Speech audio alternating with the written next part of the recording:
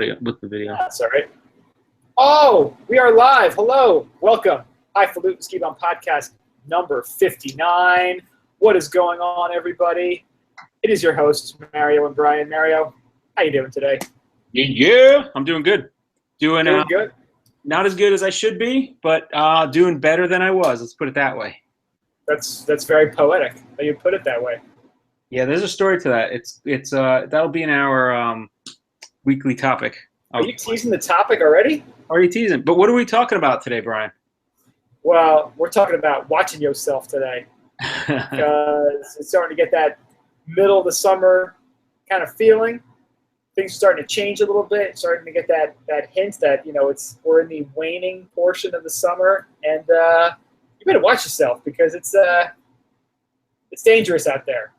And we'll have some stories to tell you about how we've been having some problems lately.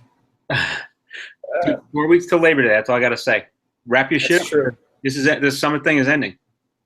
All I know is the last 3 or 4 days, I have been bombarded with emails from ski companies, from ski retail shops, movie trailers. I mean, everybody is starting to think about skiing now, and it's getting that time of year. People are getting excited and fired up, and we, of course, are also getting fired up and seeing these trailers and seeing these sales going on.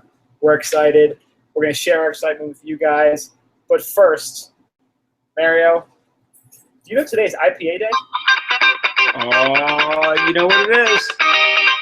Oh, it is weekly flavor. It is IPA day. Mario, what are you consuming this evening? What the hell am I doing, right? I am drinking a Sierra Nevada beer can, the Moxie Imperial Session IPA. Didn't know they can make an Imperial Session. We were talking about that before, but yeah, that is quite the Moxie. That is the Imperial Session. That's right. It's got Moxie, and it's a little moronic, but it's great. Does it actually have Moxie, like that drink in there? Yeah, it's right. Oh yeah, Moxie. Got Moxie. Got Moxie, son. You gotta fight the commies. Drink your Moxie. Drink your Moxie. So it is 7.5% alcohol, but it has a good flavor. Tastes like a normal IPA, a little bit on the maltier side, and definitely tastes Imperial. Has a little bit of a boozier, heavier feel to it, but for an Imperial, it's on the lighter side of most Imperials, but it's just heavier than a normal IPA. So it's good. It's got a little malty. Get my head around that whole Imperial Session. If you can find this, definitely get it. You want to try it. It's you can definitely go through a 6-pack of this pretty easily. Oxymoron. I like it. How about you, Brian? So I'm celebrating IPA Day today, and you know what? I posted a picture on Instagram today. I was showing all my Heady Topper and some Hill Farmstead, and you know what? I abandoned our pals in Vermont completely, and I decided to grab something different. So I acquired this beer a few weeks ago for my birthday. It is the New Belgium Rampant. It is an Imperial IPA, and it is a nice hoppy flavor, and it's got heavy peach tones, herbal sweetness, and aromatic complexity. And I could not agree more with what that label says. It is delicious. It's an Imperial, but it doesn't crush you like a lot of Imperials do. It is tasty, it is fun, it is peachy, and I am loving this beer. Cool. You got to go with the lighter side because it's still technically summer for another 4 weeks. So I've heard. So, I like saying that it's coming soon. 4 weeks, maybe 5. I'll give them, but the end is near, baby. Yeah, everybody's already starting. I went for my haircut today, and they're like, oh yeah, little kids are already starting to go in. Camp's ending, like. Women and men that teach, they're getting ready to get ready for school. They're like, oh, another few weeks, I got to take off before Labor Day so I can get my class ready and stuff. And I'm like, yeah, you better wrap it up. All those CrossFit classes are going to have less people next couple of weeks because all those teachers have to go back to work. Yeah. It's going to be a little emptier at the gym for a little while. It's going to be a little. Bathing suit season will be over. That's right. Start eating meatloaf again. Right. Pigging out. Eating real food. Pumpkin spice lattes. Oh, well, we actually hit wine season coming up. That's September. Oh, wine season. I'm gonna have to start looking. Food and Wine Expo is coming. I'm gonna try to see if we can get in as guests for that. Are we going for the crushing? Or the crushing already happened, right? No, the expo at the Javits. They have the big Food and Wine Expo. Oh, yeah. Is that Food and Wine Magazine that hosts that one? Yeah.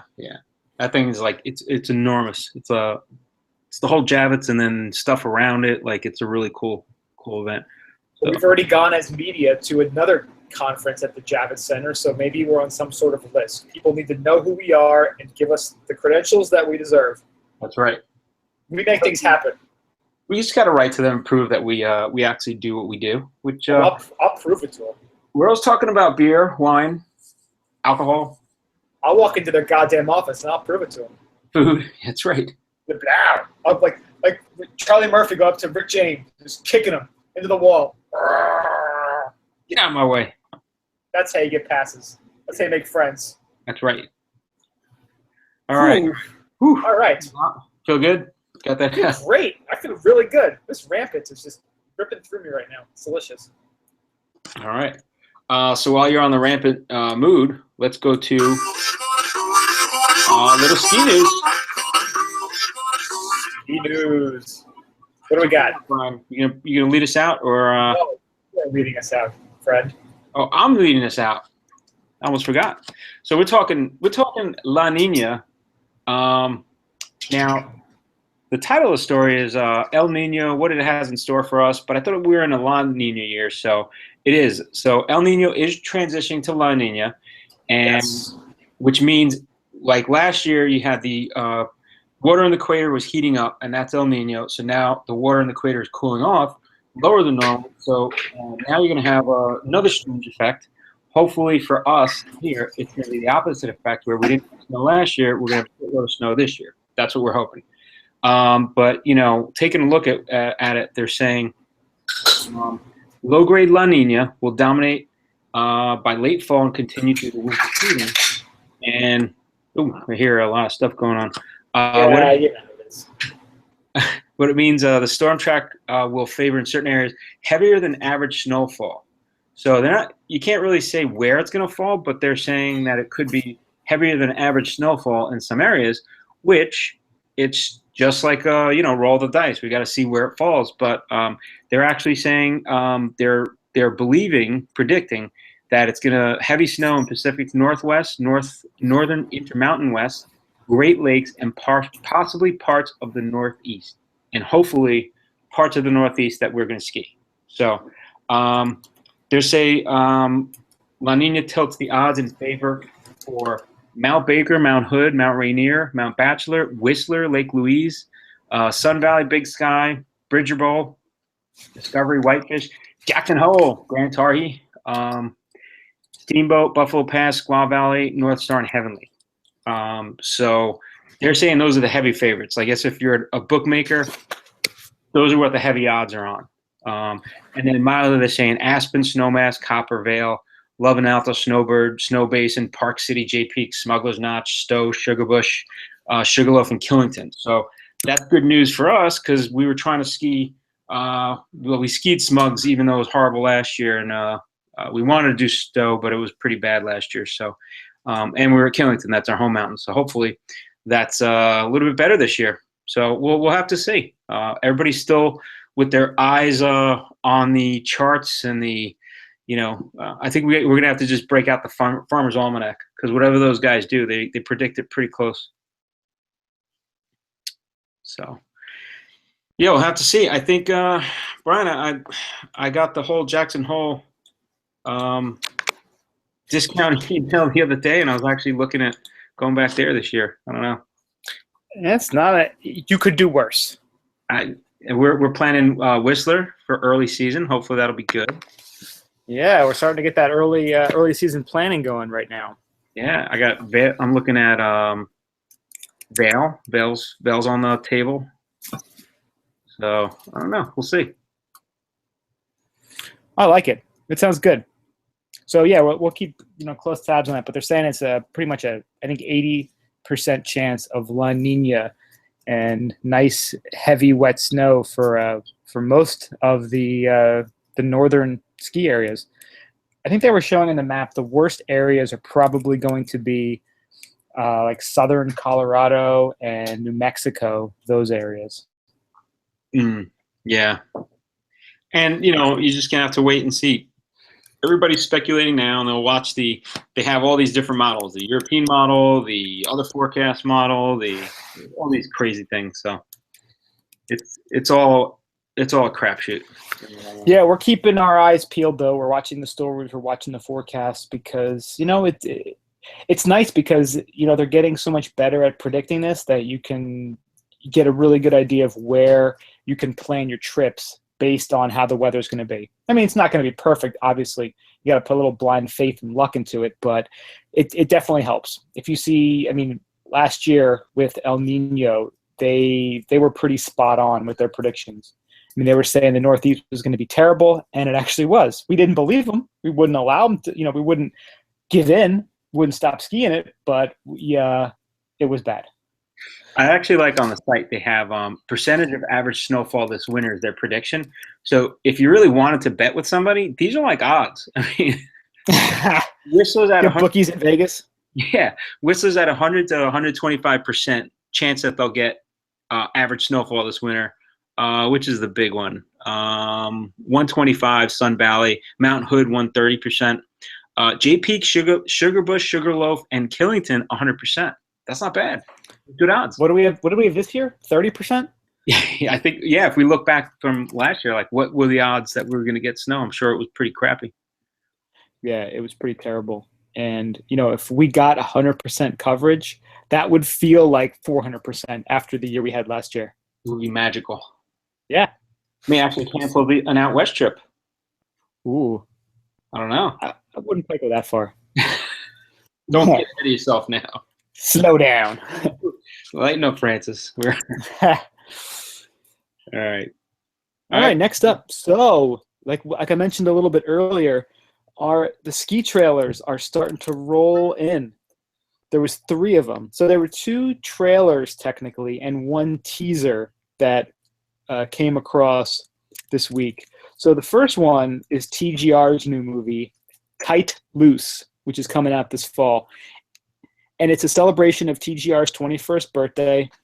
They're kind of, you know, giving you a little look over the history of all the places they've gone to. They go to India, to Alaska this year. They find unridden spine walls. Of course, the Big Air we all know and love. And they're going to have a whole 21-year athlete roster and have a big old reunion party in Squaw Valley, which should be pretty fun to watch. So there's that one. And then now this one was, I mean, this is unbelievable. This is from Matchstick Productions. That trailer was awesome. Ruin and Rose. So this is Under Armour, Free Skier, Avery Brewing, Climate Reality Project. I mean, they put some serious money and production into this. I mean, this is like a movie, like an epic film. And it kind of starts out with this trailer showing this world of sand, and they discover that at one time there was this world where there was mountains and the water got cold and became this white fluffy snow, and it's just like a post-apocalyptic climate change, global warming, like dystopia for skiers in the future.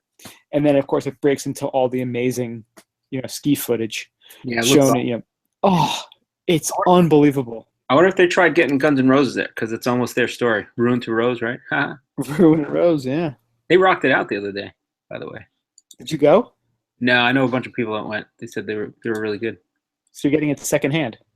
Secondhand? Oh, they could be lying to you to justify the price they paid to see Axl Rose 30 years past his prime. That's right. They said that. It was like What's Happening with the Doobie Brothers. It was just like that. The Doobies. But we digress. That video was freaking awesome. So in addition to that, Warren Miller released their not even a trailer. It's just teaser. Just a cute little 2-minute teaser they put out today for their new film.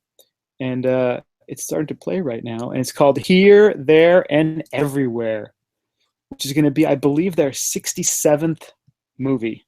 Awesome. That they're making. I love It's those just- guys too, man. Jesse reached Ugh. right out to us. I was going to reach out to her. and Jesse.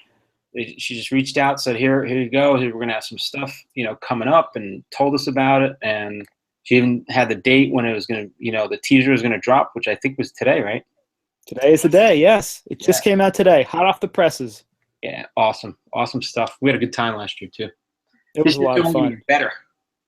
Yes, because this year we're all going to be excited because of the possibility of getting snow in our area this year, unlike last year, where you know what, there was definitely a hint of people being like, yeah, we're hearing things about El Nino, and it was like a warm day too, so Yeah. there was a feeling of not so positive, not positive in the air, So Yeah. hopefully this year will be a little different in that regard. But movie was awesome last year, had a great time, and Our high nose buddies, our ski shop buddies.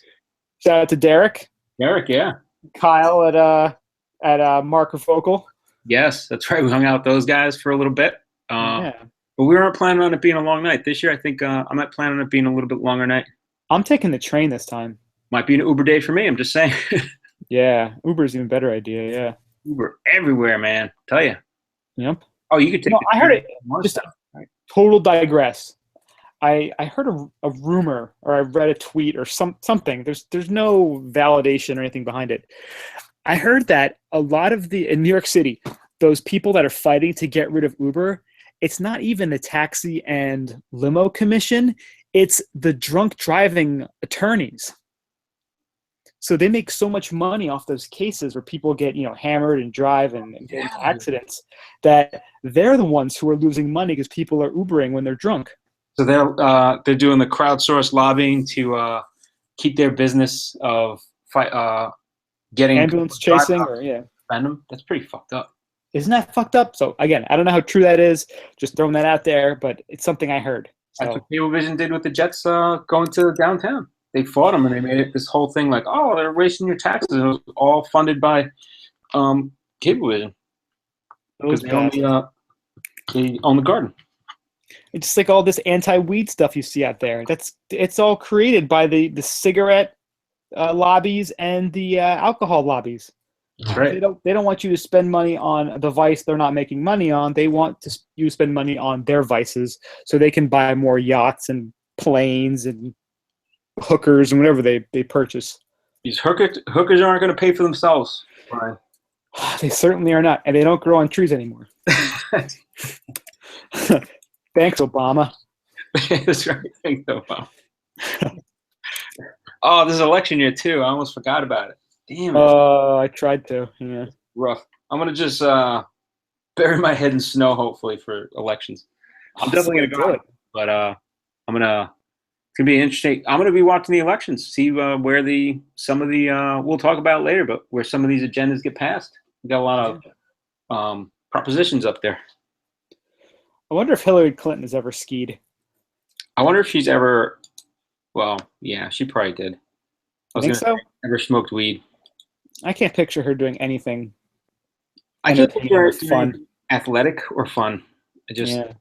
I don't see it. But Trump, I picture. Yes, I love skiing. I'm the best skier. It's the best sport.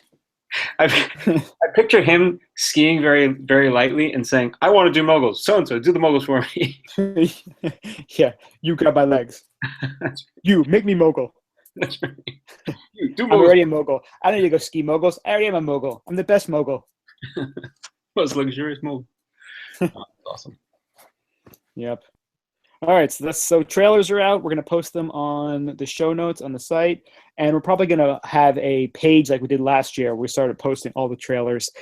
It's funny, once you get to like the middle to end of September, there gets to be just so many of them that you get overwhelmed. But we're going to keep trying to put them together and put them out there so you guys have a one-stop shopping for all your trailers this season. And there were some from last year that we never got a chance to see that we actually are still thinking about seeing. So, what was the Japanese one? Haiku? It was like Tamaka or Tamashi? Tamashi. I think that was it. Oh, it looks so good. I got to look out too because I was sitting home one day and remember I texted you that I think it was called 6 Degrees North. It was that North Face one. Oh, yeah. It was freaking awesome. And they played it free on the opening day on Red Bull TV. And I was texting, holy shit, but you were out or something like that. I was like, I had no idea. I got to watch it for free. Nice. And then after that, you had to pay for it. But I was like, I got the free view. Huh. Yeah, it was Tamashi. That was the one. Tamashii. And we were so excited about it, and then we just got caught up in life, and we didn't actually watch it. Yeah. It was cool because the whole premise of them was to, I guess, I don't even know what Tamashi means. Let's see. I'm sure they're going to mention it here, but I couldn't find it. And the whole premise was, the moment. It's like, that's what Tamashi is, like the moment. And their whole point of this was to get rid of all their social media and their hyperconnectivity and just kind of go out there, be in the moment, and just ski and enjoy what they were doing at that time. And I love the idea of that. Absolutely awesome. That is awesome. So we got to check that one out. Awesome sauce. All right. All right, next, let's catch up with Jay Peak. So this is an ongoing story with us since actually this is another, this is going to be, I think, MLK weekend, Brian, just so you know. Oh. President's weekend. Sorry, not MLK. So this might be a trip I might try to take with the club. Not sure. But, yeah, so that's why this is always on our list, just so everybody knows why it's always popping up. We want to go there, great tree skiing, and if we have good snow this year, maybe it'll happen. But anyway, so a lot of fallout still from the whole investigation. If anybody doesn't know, hasn't been following, they got busted for a Ponzi scheme. The owner got busted for Ponzi scheme-like activities, and he got busted by SEC. So what they were doing was they were taking money from future projects and using them to run their day-to-day, which kind of in essence the way a Ponzi scheme runs. And since they did it with, I guess they had bonds or something invested in this that made it under SEC regulation or whatever. So anyway, getting back to current, they have some documents came out, I guess, this week. And they were talking about how in 2012, there were a lot of warnings that were issued to the state saying that there might be some improper practices, things like that people should look at. And the SEC actually dug into that, and that's where they kind of got some of their ammunition to go and do the arrest and start the whole investigation. But they're saying, it wasn't until 2015 that the state opened an investigation. But by that time, the federal authorities were deep into theirs. So it's kind of weird. Like they're just saying that this kind of came up, the press uncovered it, and now there's going to be more digging into why the state didn't pursue it, as the federal government kind of found that there was more to it than meets the eye. So that's part of it. And then along with that, Raymond James, which is a big bank out of, I don't know if they're central out of Tampa, but they're somewhere in Florida, yeah. They're in Florida. I think they're either Tampa or Jacksonville or something. I'm not sure, but I know they're really big in Florida, and they were funding some of this, and I guess they agreed to pay a $5.95 million settlement to Vermont regulators in connection with the case. And then they sued 21 people who filed arbitration suits against the company with the Federal Regulatory Authority. So the investors were accusing Raymond James of negligent supervision of money. So there's a lot of stuff. Now, so Raymond James has this lawsuit. So there's a lot of suits going on. Let's just say there's a huge legal battle between the financiers, the people that were involved, the federal government, the state now, and people are wanting some answers. So it's very interesting how this small, sleepy, very nice ski resort is the center of this what should be a movie at some point. Yeah, this is getting super messy now with people suing and countersuing, and it's going to be tied up in court forever. Yeah, and they're saying when they got caught, they not only did they misuse money, but then there's $500 million that are missing that people just started looting. It's crazy. Chump change.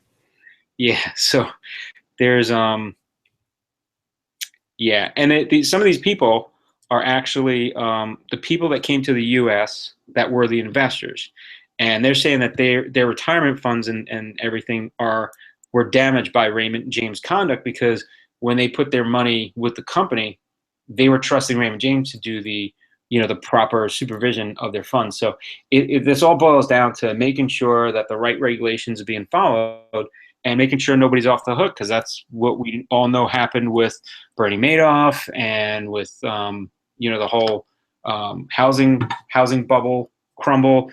So it's kind of it's bringing a lot of this to. I guess that's why it's such a big deal right now too. Yeah, and I guess if it's it's a big story, but it's still one decent sized ski resort. It's not. They probably want to take care of it now before they, so they don't unveil something bigger, or to make sure there's not something bigger underneath the surface. Yeah. Where could be a multi-billion-dollar sort of scam. Well, so yeah, this thing it's been just saga, like an ordeal the last couple of months. All this information coming out. You know what it is? I think it's just so much damn money that's at stake here that you're going to have lawsuits going on. I mean, you're talking about $350 million, which is a ton of money, that started this whole thing. And then they're saying $200 million was like misappropriated. Then they're saying like these guys are going to pay almost $6 million. People are suing for $500,000. Like it's big chunks of money. It's not like somebody's suing for like 10 grand or 50 grand. They're suing for multi-million dollars on everything that goes on here. It's big bucks, yeah. Yeah, so we're gonna keep reporting on the story as we have been, just because it's been so out of nowhere. Really, is where it started, and now all the other little, the bits and information and other parts of it are finally starting to come to the surface. So one of the funny things about this was when the ski club announced that we're going to JP for President's Weekend. One of the comments was, "Are you sure we're really going?" They're like, "We think we're sure. We're gonna keep tabs on it up until the time we go, in case something happens. But it's open right now. It's operating." So they're fixing the gondola. Everything should be cool, right? Yeah, they got the green light for all that. So nice. All right, next up. So here's a fun story again after that kind of sad bummer story. Ski pass merger creates largest land mass ever covered under one pass. So two of the biggest ski passes on Earth are merging this winter to create the world's largest networks of ski lifts and ski terrain under one pass. The Salzberger Super Ski Card and Kitzbühel Alps All-Star Card will become one this winter, providing access to 916 ski lifts, over 1,700 miles of ski trails, 25 ski regions in 6 provinces for 199 days a year. That is nuts, dude. I'll run you about equivalent of $760, which is unbelievable. Our stupid Killington passes were more than that. Yeah, it was. We got on sale early, the early bird, earliest you can, $7.99. And they added more blackouts this year. Thanks, guys. Thanks, guys. Dicks. Well, they had to make up. And you know what? I get it. Last year, they had to spend a lot of money on making snow, and we appreciated it because we needed it. But now we're paying the piper. So. It all balances out in the end. They shouldn't be charging that much stuff. Yeah, right. But we got our Beast Bucks. Yeah, that's right. I got Beast. That's true. $50 Beast Bucks, right? Yeah, not too bad. That settles it down there. That's good.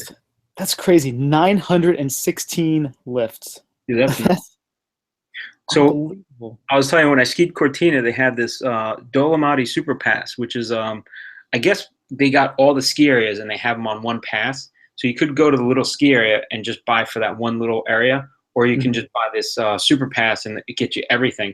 And I thought that was big. That was like 50 or 60 ski areas in the whole Dolomites. And you basically have your pass. You just ski into a resort because you ski from one peak to the next, and then you just take a lift and you just keep going. You just keep skiing through all these different areas. So I imagine it's I've never skied in those areas, but I'm wondering if it's like that, because that was pretty cool. Yeah, this seems pretty extensive. So if you want to get over there, you can get some serious skiing in Austria with this new ski pass. you could probably do like a few days of ski. Just keep going to different towns and stay over. Bounce around, yeah. Pretty neat. Yeah. I wonder if they have that whole, because remember we were talking to somebody, how about they have those tours where you kind of skin your way to different, Oh no, I looked into kind of that. huts. That was a Patagonia. It was with shit. Who was the company? I think it was Evo. It was Evo or somebody else. But I have the link. And what you do is a 7-day hut to hut tour. So you go for 7 days. It's all like you're basically camping and staying in warming huts and old hunting huts. And you basically you skin and you hike and you ski, and then you just stay overnight in these in these huts where they have basic accommodations and basically a fire, and you're warm, and then you get up the next morning, you do the same thing.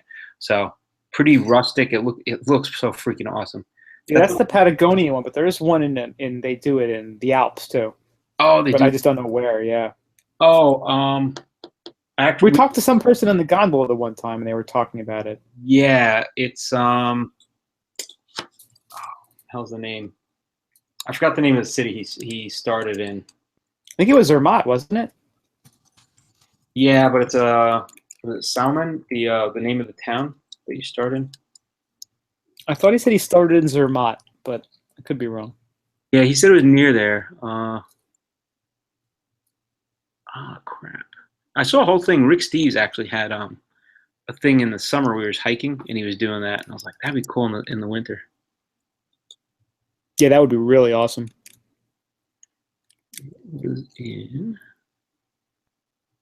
Yeah, I don't remember.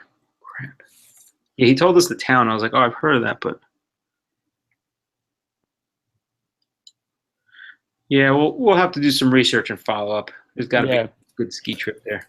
Yeah, we'll check that out. Hiking and skiing. So follow up to another crazy trip, which we mentioned last week. We reached out to the people from Snowbrains that posted about a trip to ski Antarctica, and really nice guy.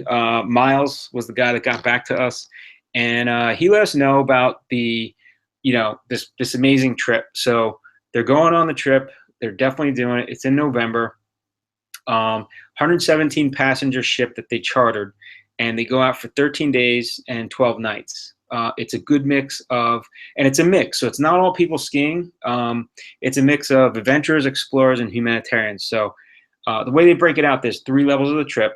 The first level is like, you have lectures with scientists and biologists or ornithologists, and you're basically doing like a lot of research and finding stuff out, and it's really cool, like, from a learning level. Second level is you do kind of a little bit of learning, but you do a little bit more trekking and hiking, and a little bit of skiing for an additional fee. And then the third level involves ski mountaineering, which you need to bring your backcountry and safety gear for. So you're basically going out hiking and skiing the whole day, which sounds pretty freaking awesome. So it sounds neat because I guess you commune back up on the ship overnight, and while you're skiing, there's other people that were learning about cool stuff. So I guess you kind of network and you talk about all your stuff at night. So it sounds really kind of like a chill little group that goes out. It seems pretty neat. Yeah, I didn't realize at first that they had all the different. I thought it was just a ski trip, but I'm like, wow, you're getting 113 people on a ski trip? That seems pretty crazy, but yeah, that makes more sense, having all these people doing, a variety of different things down there. Yeah, I didn't realize that either until he sent that itinerary, and I was like, oh, there's 3, and he explains the whole thing out. It was really cool. So I get now, are they? There's no helicopters dropping you off up top, right? You kind of have to hike your way up. Tough it out, man. Yeah, that's hardcore. So the one thing, so it's, I think, was it 13 days, 12 nights. Now, the prices, they go anywhere from just under $9,000 to just over $18,000. So it's going to cost you a pretty big amount. If you are doing, depending on the level, like if you want to do skiing, there's a $1,000 fee for backcountry skiing. So I guess that's just, I don't know if it's insurance or what. $500 fee for snowshoe trekking and $1,000 fee for sea kayaking. I guess, they provide guides, they provide everything. But it looks pretty neat. I mean, if you're interested, definitely reach out. And they'll send you this whole itinerary if they haven't posted it by now. But it looks pretty cool. Because you stop in like some ports, I guess, on the way, and then you go out there and you stay, and then you come back. So it looks pretty badass. I'm sure you see some crazy wildlife and everything. So. Oh, I'm sure. I mean, that seems like one of those once in a lifetime opportunities to do that. Yeah. Which would be amazing. Yeah, we should. So it's $18,000. That's probably for like the hooked up, fanciest version of the trip. So maybe have them put us down for 2 each in case we want seconds. That's right. That's right. Captain Suite. Does that mean we get to drive the boat? Yeah. We'll have to drive the boat in this baby here. So you have to put 50% down at time of booking, and then final balance 95 days prior to departure. Ice Axe Expeditions, I guess, is the one that runs this, but they're doing it in conjunction with some people at Snowbrains. So, very cool. It was really cool. They got right back to me. You sail. It's pretty cool. Like even just sailing there, you're sailing the Drake Passage, they say, and you see the cliffs of Cape Horn. So I mean, it's the whole experience. It's definitely an adventure. It's not just, oh, we're gonna fly out and we're gonna ski there and see snow like you could see anywhere else. No, you're gonna see a lot of probably like wildlife. You're gonna see some cool stuff, and you're gonna do some on the sea sailing. Yeah, it's definitely not a Royal Caribbean cruise to Cozumel. Yeah, there's no water slide on this, I don't think. No water slide, that's for sure. No show. Those None things. of that nonsense. Those things are ridiculous if you think about it. God, I'd love to get a sailor from like the 1800s and say, yeah, we have this whole amusement park on a fucking ship. They're like, what? Like John Paul Jones from the Revolutionary War. It's like, oh, you're gonna be captaining the Royal Caribbean Prince of Tides, or whatever the biggest new ship is called. Like, you crazy? Like, we don't have toilet paper at our age. You guys have all this? Come on. Oh. Oh, times they are changing. I read that it was a Lord Shackleton book on his whole expedition. Read that and then go on this trip and be like, yeah, this is a lot different than he went through. Yeah, we're living pretty fancy here. Yeah, what was the name of that book? But I tell you, it was just like, it was very interesting for like, because they wrote the book using the journals that they kept of their expedition, and it was just one bad thing after another, and you just like, you're waiting for them all to die, and you're like, who wrote the story? Because they all must have died, and they survived, and it's like, holy shit, we really can go through a lot of stuff in cold weather and come through it.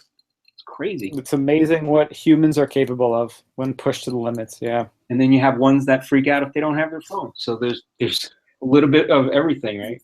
Or if their latte is not made correctly. That's right. Throw a little tantrum in the Starbucks.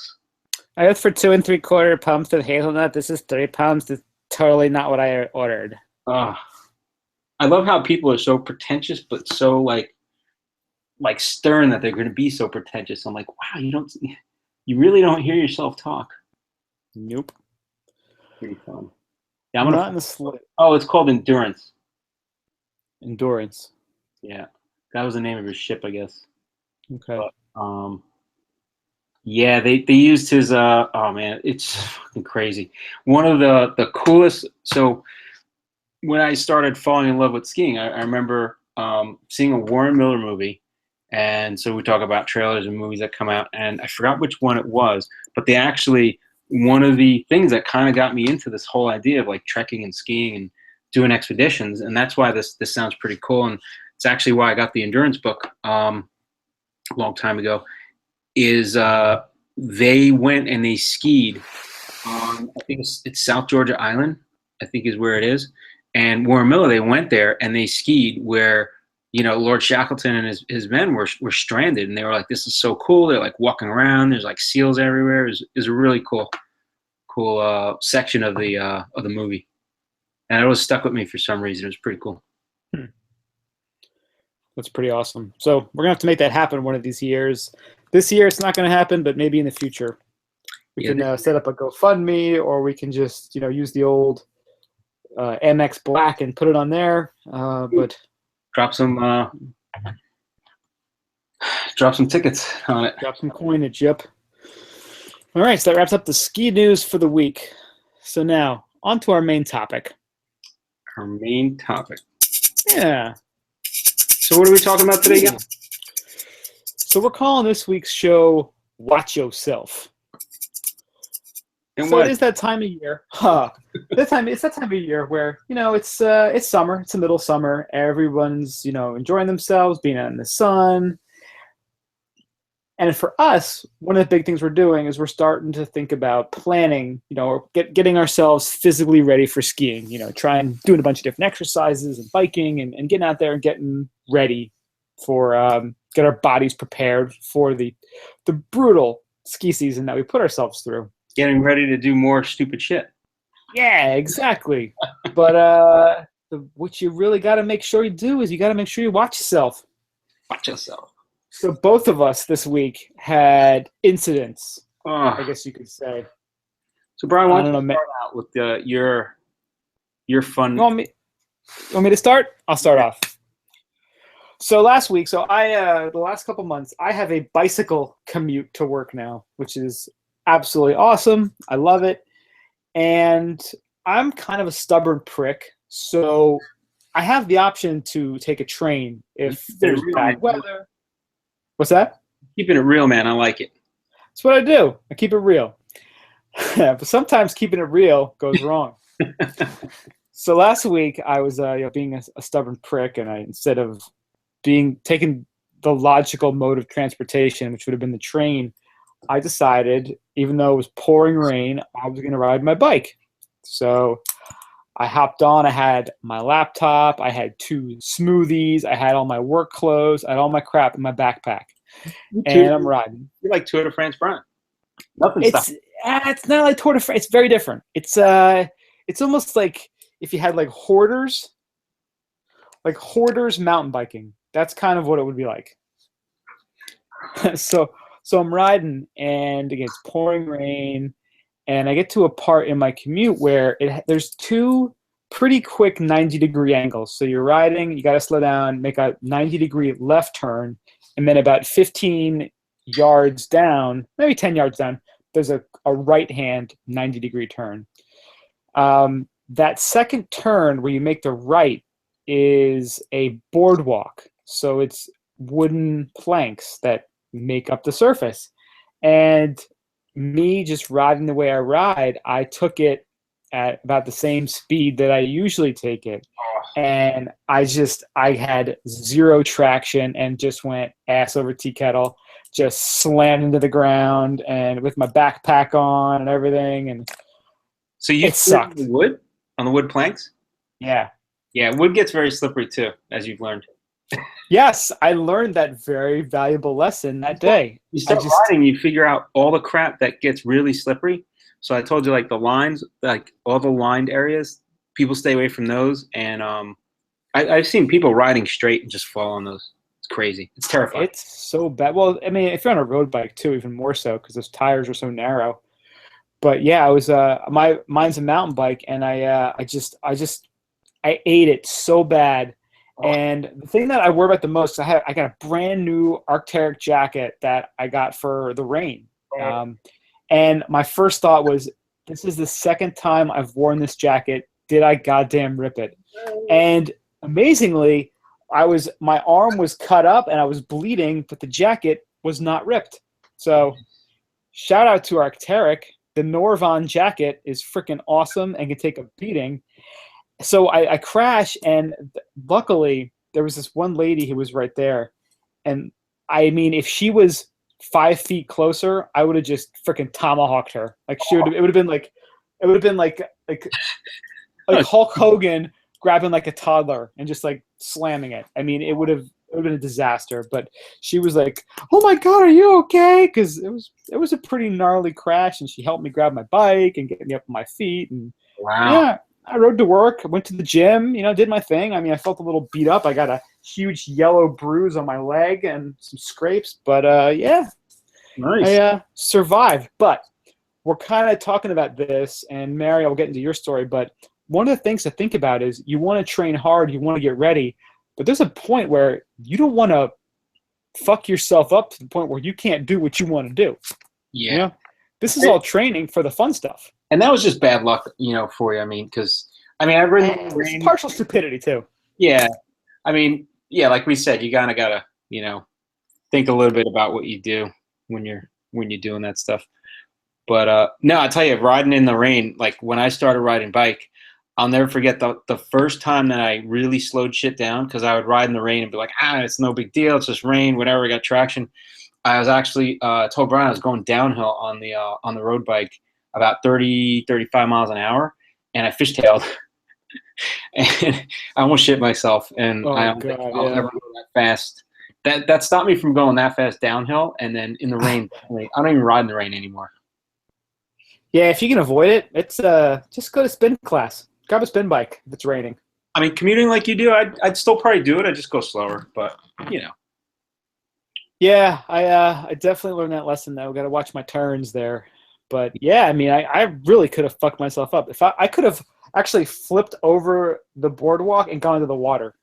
Oh, If it wasn't that double 90-degree turn and it was just like a single turn, I could have been going so fast. I just would have kept going and flipped over the railing and gone under the water into the Hudson goddamn river. Oh, that's the worst. The Hudson. You have to get a tetanus shot after.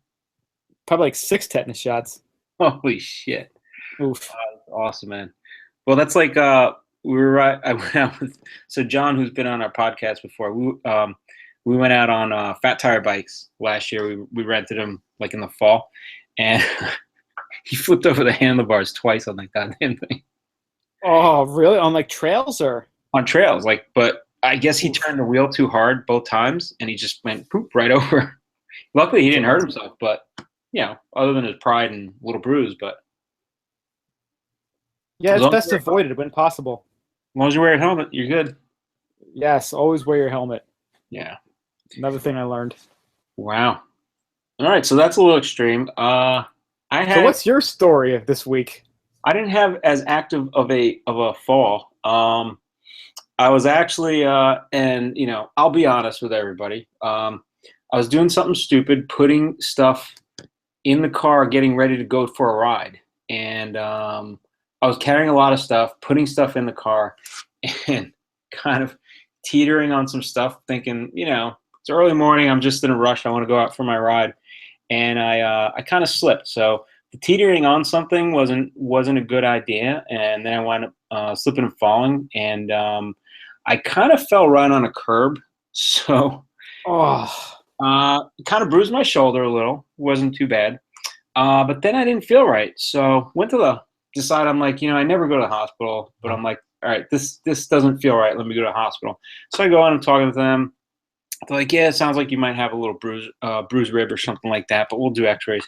So we do x-rays. They're like, yeah, you broke 3 ribs. So God damn it. 3 ribs? 3 ribs. So I've been working remote the last few days, just kind of not moving around too much, but it's really, I don't know where it broke, but it doesn't hurt that much, except if I sneeze, which I did once, which I'll never do again. It was the most. It's like having glass shoved in and out of you. It's horrible, out of your side. It's horrible. That's how I knew like my ribs really are broken. Sneezing, coughing's pretty bad too. But yeah, there's nothing they can do for it. So they gave me some medicine. I'm not really taking it because I'm like, it's just for pain. I'd rather, unless you're gonna give me the cannabis, I don't want the opiates. Let's put it that way. Thanks, Governor Christie. Yeah, that's right. So so I'm just I feel all right. My shoulder hurt more than it was more uncomfortable than anything, but that's all right. Partial. Well, that's the same shoulder you broke skiing? No, the opposite. Oh, wonderful. Now you're even. Now I have 2 shitty shoulders. You're balanced out now. That's good. Balance it out. So I actually I don't feel too bad. I got to I have this idea. Well, so it kind of screws me up because my big competitive ride is going to be in 6 weeks, which is right around the time they say, oh, you're healed, you could start training. I'm going to probably start trying to train in another week or 2. So we'll see. We'll see what happens. I got a ride this Wow. weekend I can't do. I got one in 3 weeks, 4 weeks, which I'm gonna try to do, and then 6 weeks, which that one I'm definitely gonna man up, even if I ride slow. We'll see. There's no riding slow. You either ride your hardest or you just don't even show up. I'll That's ride how you got to do when I'm ready to do it. it. Man, that sucks. It's just such a simple, stupid thing, right? That you were just Ah, doing, and then it just the consequences. well, I think I wasn't paying attention, and then I started falling, and then I was concentrating on holding all the stuff that I had, like, because I had like my bike and my bag and my other, like, had all these bags on, and then like as I was falling, I was concentrating on like moving the stuff around, like, and holding stuff, and I wasn't paying attention to where I was falling, and I didn't realize the curb was there, and I just fell really hard, and I think I kind of turned, which is why I landed on my shoulder because I didn't want to hit my head. So it could have been. Yeah, that's actually better that hit your shoulder, I guess. Yeah, there was like a slight decline involved. Like it was a whole weird thing that happened. I'm like, I could see how it happened, but it's like a once in a lifetime, like it actually happening going down that way, you know? Like a perfect storm of just crap. Yeah, I'm like, I could have landed on my bag and been fine. I could have landed, a few feet this way and just been all right. So I don't know. It could have been worse too. Could have landed on my head. Ugh. So technically, it is a bike crash because your bike was involved. I was holding on my bike, and I had my bike in my hand when I hit the deck. So I'm considering it technically a bike riding crash. And I was going out for a ride. We'll give you that. We'll give you that as a bike crash then. I think under the classification, the official ruling, I think, is bike crash. Definitely. So Oh, that sucks so bad though. Well, it could have been a lot worse. So I was just so pissed off. I was like, you got to be kidding me. yeah. Because you know what happens? You got your adrenaline going. I'm like, let me go back in, whatever. I had a little cut on my leg. I'm like, all right, let me just clean that up. And then I'm like in here. I'm like, oh, man, my side hurts too much. I'm like, this isn't good, man. I'm like, I mean, I've broken things before, and I've sprained things, and I've torn things, and I'm like, this feels like a break or something. I'm like, crap. So I did the right thing. I went to the hospital, got him to x-ray it, and whatever. So now I'm just I'm on furlough, but I'm feeling a lot better today. I'm on day 4 of like not sleeping. I slept better last night, so it's just one of those things that anybody that's had. I've talked to several people that had rib injuries, and like, yeah, same thing with everyone. Just depends where it is, how painful it is. So I'm lucky when I breathe in, it doesn't hurt that bad. So Yeah, could be a lot worse. So oh yeah, it sucks, but what are you gonna do? this is how we learn. So, yeah, this is how we learn. You're doing all this stuff because you love biking, but the biking also leads to being a better skier. So we're doing all these things to get ready for skiing, but you don't want to bust yourself up training for the thing you really want to do. Well, I'm just, I also say too, I'm glad I didn't just like tear up my knee at the gym or something stupid like that. Like people do that. I mean, people do that all the time. How many, we did the, remember we've done that wipeout run? Yeah. That one, I could see people, or you do a mud run. I see people tear up their whole knee, like doing a mud run. I'm like, that's why I stopped doing those, So I can understand you're out there trying to have fun, get a little exercise, get a little fun with the exercise, and you just gotta be careful, So watch yourself. Yeah, Andrea, she did the mud run with her sisters a couple months ago, and she got all cut up on her legs from one of the obstacles that they had there. What'd you do, Dirty Girl? Mozzarella. Oh, mozzarella. Yeah. Those things, I tell you, you get scraped up in the when you go into the mud. You actually, because a lot of times you're wearing shorts, so you get scraped up, and then the mud has the bacteria and it gets right in there, and those cuts don't heal right away. It's pretty bad. You get friggin' Zika virus in there, and gonorrhea, and who the hell knows what else? Gonorrhea, type 2, like all sorts of shit you never heard about. Ugh, it's just getting nasty all up in your blood. You don't want that. Yeah, bringing eggs in your no. Things like eggs in your brain. Yep. Bringing eggs in your brain. That's right. I own you. I know there was a time I was doing some sort of workout, and this was during ski season, and I think it was some sort of jump squats or something, and I felt this really sharp pain behind my knee, and I was like, "What am I doing? Like, why am I working out this hard when I'm going skiing in like 5 days? Yeah. Like, dial it back, rest up, get ready." Yeah, You know, it's I'd be interested to see because I think I don't know. I guess professional skiers will still do some weights and some heavy once in a while workouts, but I imagine a lot of their heavy stuff is off season, right? I would think it's all in the summertime, and then it's just the kind of maintaining during the season. Right, and skiing, and then they just do a lot of skiing. Yeah, and rest is super important too during the season. I mean, that's probably the most important thing is rest because you've done all the hard work. You've broken down your muscles in the summertime before the season starts, so that you can be your strongest and be your best during competition. Yeah. That would be something to look up though to find out what they actually do during the season. Yeah, I know rest is underestimated. Like you talk to a lot of trainers, and they'll say if you're training 7 days, you're hurting your body. If you're training 6 days, chances are you're hurting your body. If you're training 5 days, it depends what you're doing on all those days. But like a lot of these people, they're like, oh yeah, I go to the gym 6 days a week, and I'm like, okay, what do you do? Do you do like light days and heavy days? They're like, no, I do heavy every day. It's like, okay, you're probably killing your body. You do more Yeah. harm than good. There's a guy I see at my gym, and I've seen him 5 days in a row working biceps. Wants those guns, man. It's a gun show, baby. Yeah, he's a shorter fella, and he has leg muscles that look like my thumbs, but he has decent biceps. Wow. It's I saw hysterical. the craziest thing I saw at the gym is there's a guy with a really small head, Indian guy, really small head, jacked up on his arms and shoulders, and then everything else is small. It looks like a fucking cartoon. It's crazy. It's like a little baby head on top too. Yeah, people who don't work their legs, they have no idea how stupid they look. Yeah. No idea. No I idea. started throwing a little bit of we got the those boxes like for box jumps. Oh, nice. I started throwing that into my workout this week. Oh, that was so much fun. Wow. Freaking loved it. Because again, it's nice having something you can focus on. I'm like, okay, you know what? These suck, and I'm like, they're hard, but you know what? I'm thinking about how they're going to benefit me for moguls and for skiing, like, because there is a direct correlation in how it's going to improve what you love doing. Yeah. Yeah. I'm looking at more yoga actually. That's what I was looking at doing. Oh, nice. No more yoga. I tell you, yoga is great for the stretching and the longevity. As you get older, Dude, I know. you get over 25 like me, you got to start thinking of these things. Yeah, this 27th year has been a rough one for you, huh? It has. Breaking down.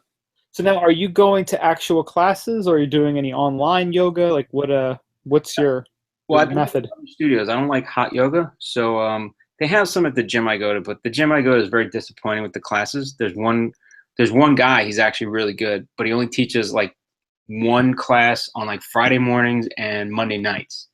So I was trying to do that, and then looking at other studios around that some of my friends go to, and I was like, oh, maybe just do drop-in yoga or whatever. I also have our buddy John. He did a spin class in the city at this place called Swerve, and he said it was off the hook because you just go to like a big metro area like that, and you get these like crazy spin classes. So he said it was like an intense, not like your normal local gym that just kind of run through the mill. If you have a good class, good instructor, you get so much more benefits out of just the time you spend there. You spend the same hour there doing a spin class, but you're getting, 30% better workout.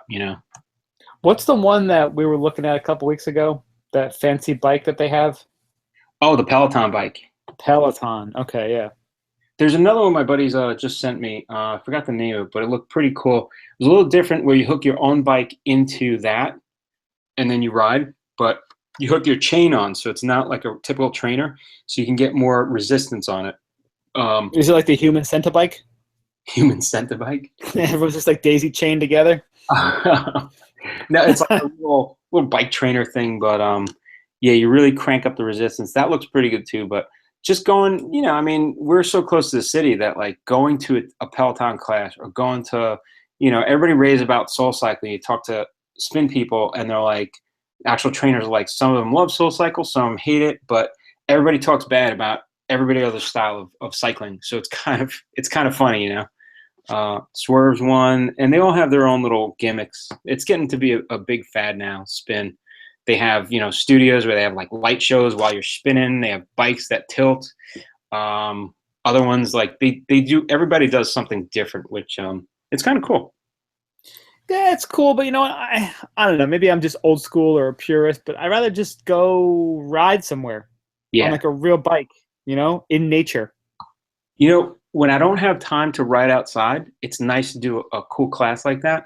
But I prefer to ride out. It's just if I work late, you know, I'm not getting home till 7, 8 o'clock sometimes. So I'm not catching a spin class, you know, and I don't wake up early to go. Otherwise, I'd probably get this, you know. Some people ride before work. I mean, I could be that guy, but I'd have to change a lot of stuff. Yeah.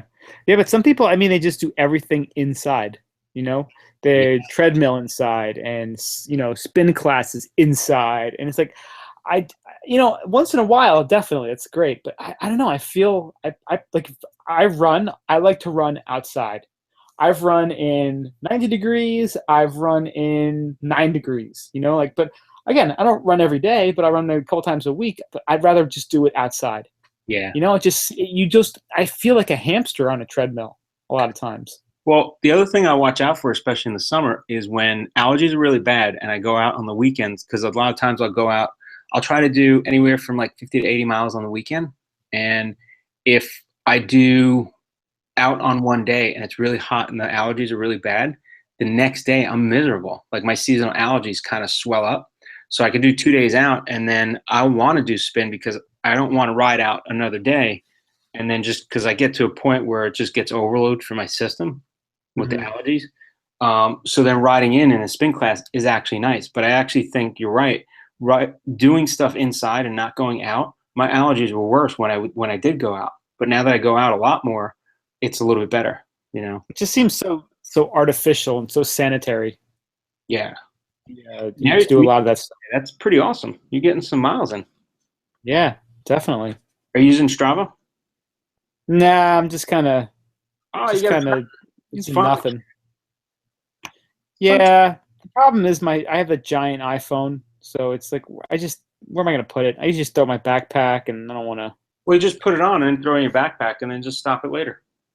I was using the Map My Hike and just doing the bike version, like the bike option. Yeah, But I think they stopped recording. I think if you don't pay for it, they only record a certain number of them. See, Strava will keep running, and if you stop, it knows you stopped, and it just kind of pauses it.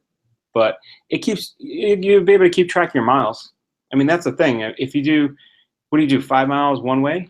It's about four 4 miles each way. Yeah, it's 8 miles a day, right? So you multiply that out, maybe you ride a little bit extra. I mean, it adds up. Yeah, it definitely does. But it's been good. And then you could see where you wiped out. Yeah, little sad face right there. Little sad face, you know.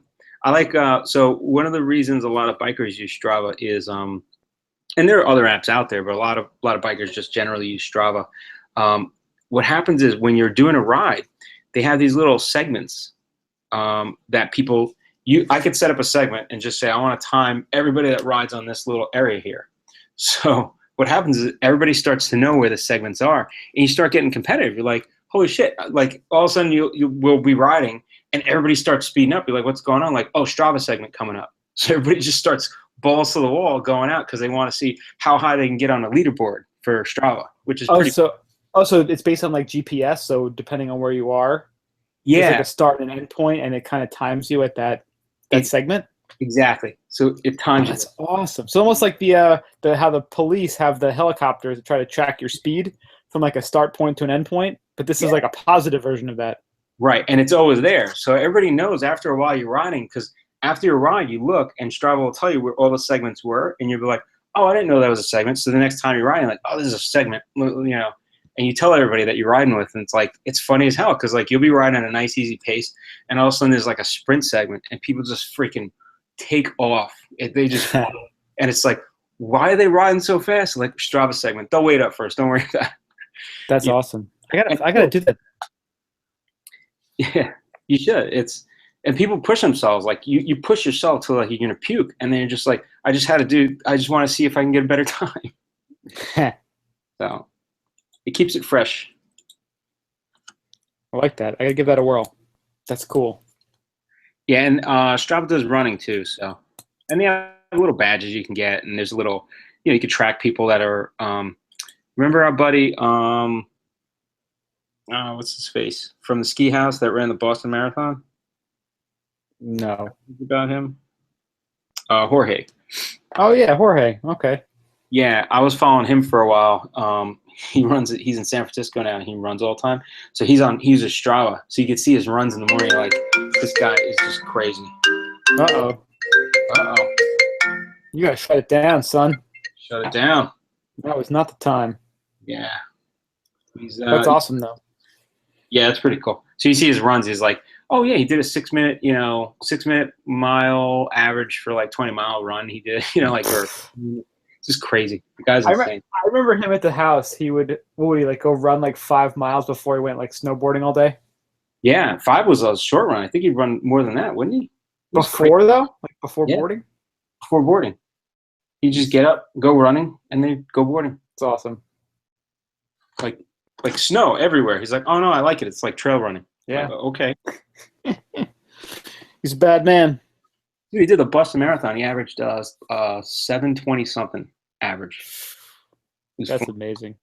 Yeah, because I remember when he was on, he was one of his relatives was posting for him on Facebook, and then you can go to the Boston Marathon has a site, and you can actually look them up, and you can see where they are and what they're posting, like where their splits are. It's pretty cool. That is really cool. All right. So, anything else for this topic, or are we gonna wrap it up? We're gonna wrap it up. All right. So, you guys, if you have any, if you want any other information, we're gonna post some stuff. Check it out, skibumpodcast.com. I forgot to mention that at the beginning of the show. All of our links. That's not good. You guys, Twitter.com/skibumpodcast, Facebook.com/skibumpodcast, Instagram.com/skibumpodcast. Get all of our goodness there. Want to take a little break now before we do Around the Horn? yeah. Let me. I got a call back. That was Gary. He usually never calls. All right. I'm going to go to the bathroom quick. All right, I'll call him. All right. Oh.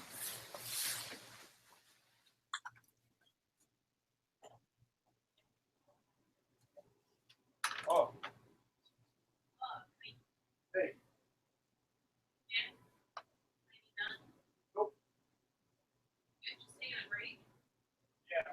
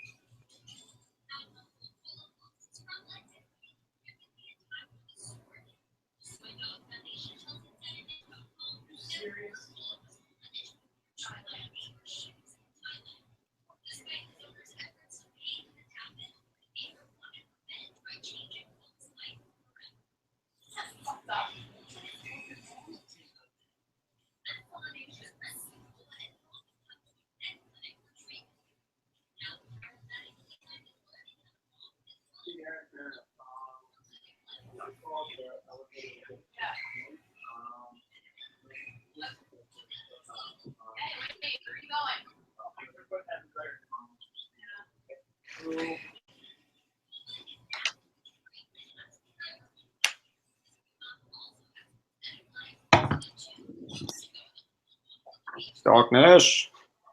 Double darkness.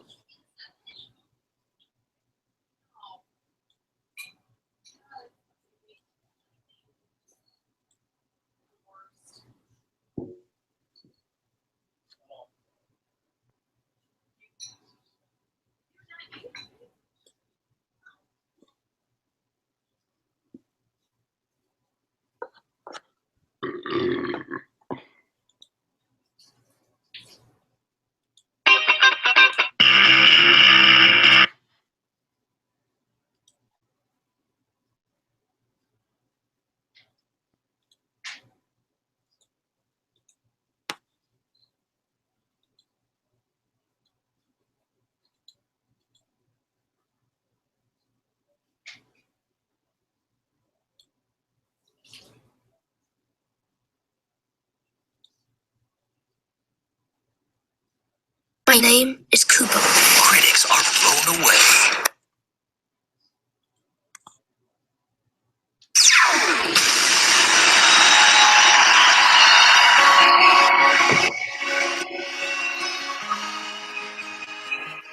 Ich habe eine gute und eine schlechte Nachricht für euch. Ich bin Heyo. I'm back. Solo. Ich bin Solo.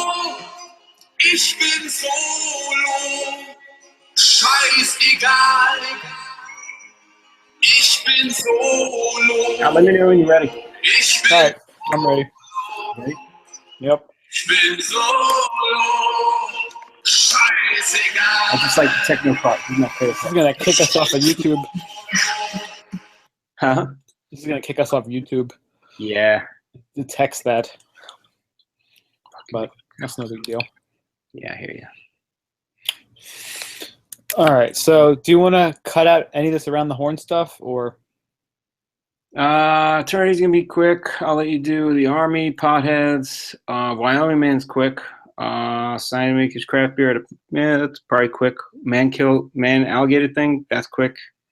Yeah, they're all pretty quick, I guess. Buffalo Trace is just a mention, and Burning Man's a mention. So yeah, they're all very quick. Yeah. Um, All right. You want to start off with that Eternity? Yeah. Follow up then. yeah, a little Eternity thing. All right. Do you have the music ready? The music all queued up. All right. Cool. All right. We'll do it in 3, 2, 1. Oh, you know what time it is now. Yes, sir. It is time for Around the Horn. Time to go. So what do we got? All right, so starting out of the gate, we have a follow-up to last week. We were talking about this executive. You're talking about the executive plan for like Executive physical, right? executive physical.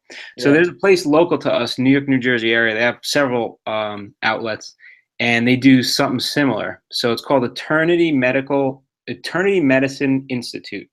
And they have all these programs. Now, it's funny because I was telling Brian about, I was looking at this because I was thinking about infusion therapy, and that was spurned from the Hangover bus in New York.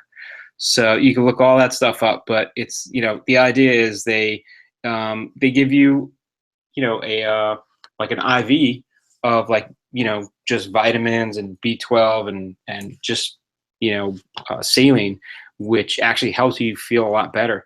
But they also have executive health and anti-aging, and their executive health is the same kind of thing. They do all these screenings and tests. So there are places. One of the reasons for the follow-up is there's places around us. There's places around you.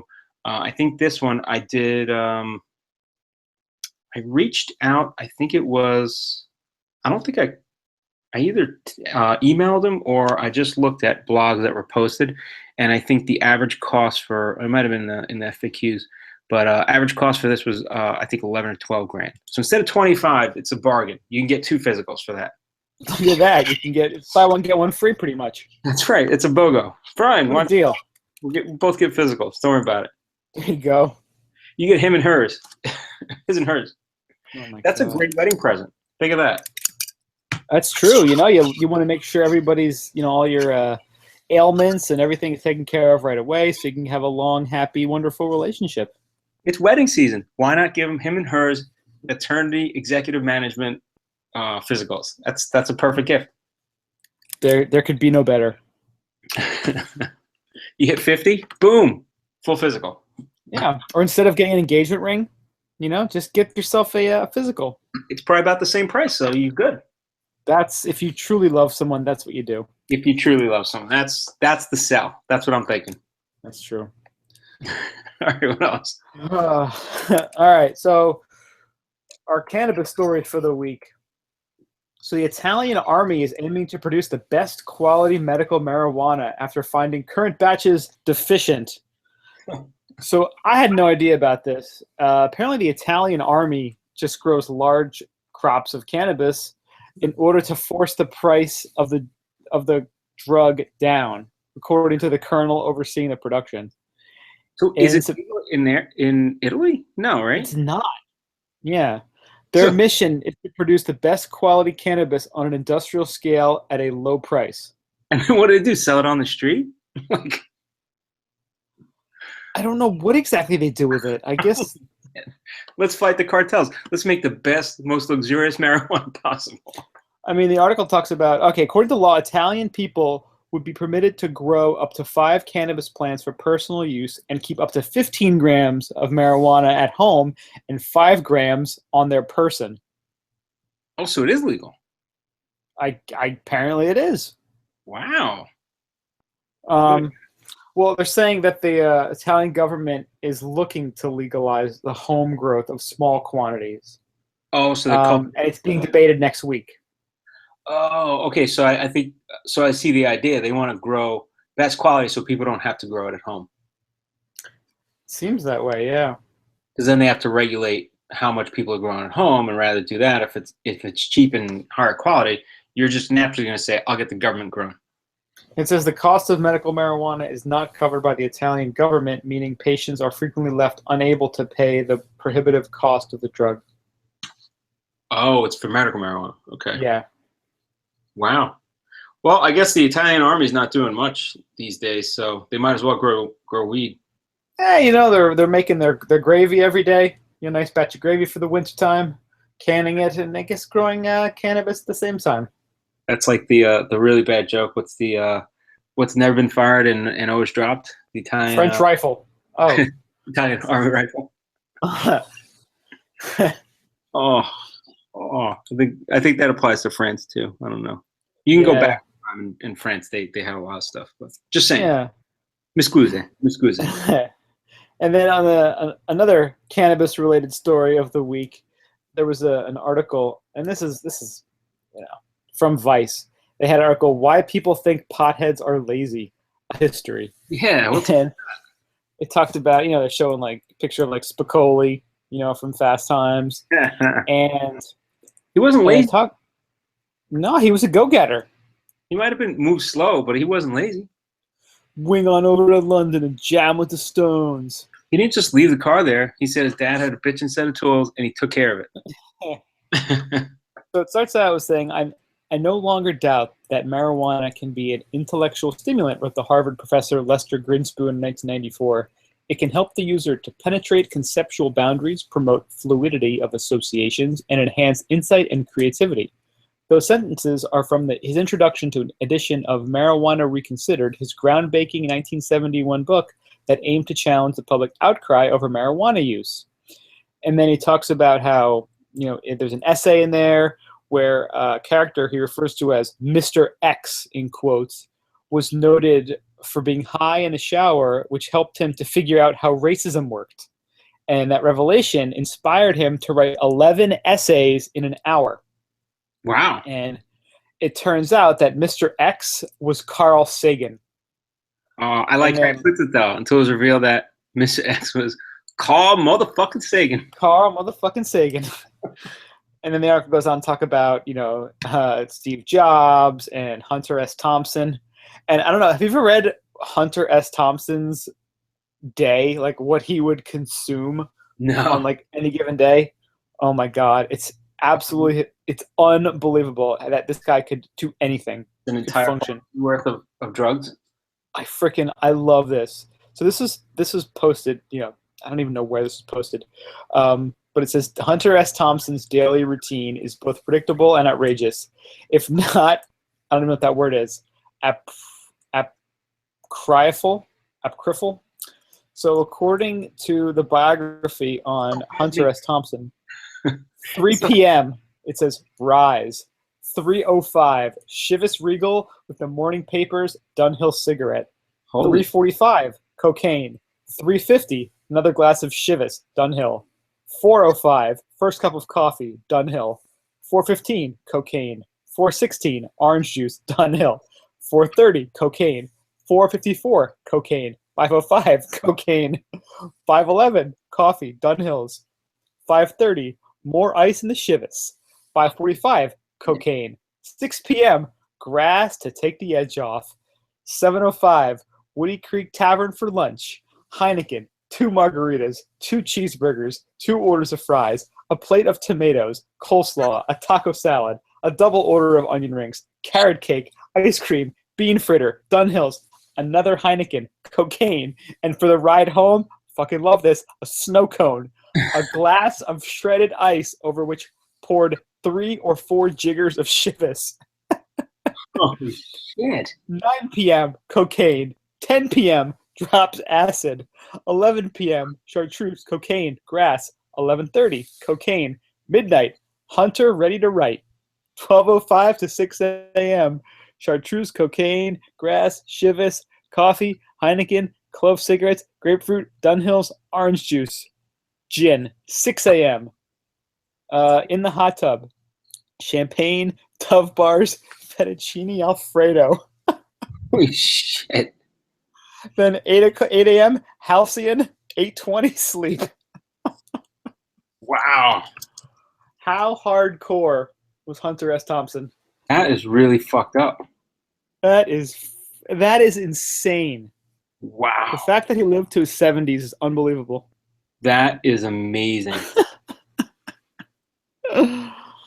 Oh, so he was someone who partook in cannabis and was a very creative and deep thinking person. And A lot of stuff. Holy shit.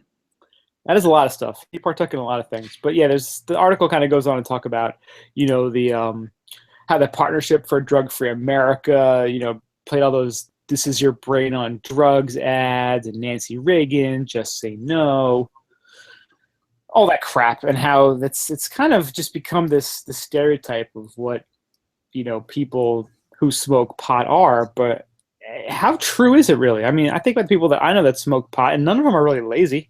They're all kind of out there. They're doing their thing. They're hustling. They just kind of do it to take the edge off instead of boozing or smoking or doing other things. I mean, I can understand if you get the impression, like, if you're a college kid, you're trying to kill time anyway. So you smoke some weed, you're playing video games, you're doing nothing. You're out to chill out anyway. But if you're anybody else, you're kind of like either taking the edge off of like a hard day or something, or you got medical reasons for it. I mean, I don't know. I could see. Yeah. Yeah. It's only a matter of time before it just gets, the taboo kind of vaporizes. It's and racist. becomes a thing. Greenism. It is. Definitely. So That greenism is killing me. Green Lives Matter. Green Lives Matter. That's right. That's crazy. All right, so coming out next, I don't know if this guy, Wyoming whiskey. Love that. Love Wyoming. We were there this year. I don't know if this guy was doing psychedelics, but there's a Wyoming man found with 30 eyeballs in his anal cavity. Okay. Wait, this isn't from Florida? This isn't from Florida. It sounds like a Florida man story. It sounds like a Florida man story. But 30 eyeballs, like eyeballs, and anus. Okay, so that is right. You did hear correctly. I had to take a double take when I heard this, and I was like, I gotta see what this is about. So in Wyoming, police make a routine traffic stop this past Thursday, and they pull over this guy, Roy Tibbet, 51 years old, pull him out of El Camino. Right there, that's a goddamn red flag. Just His saying. El Camino. Yeah, when you see El Camino, you knew there was going to be a problem. That's right. So as they take him out of the car because he was driving a little whatever, they want to give him a field sobriety test. They notice there are several eyeballs sliding from his right pant leg onto the road.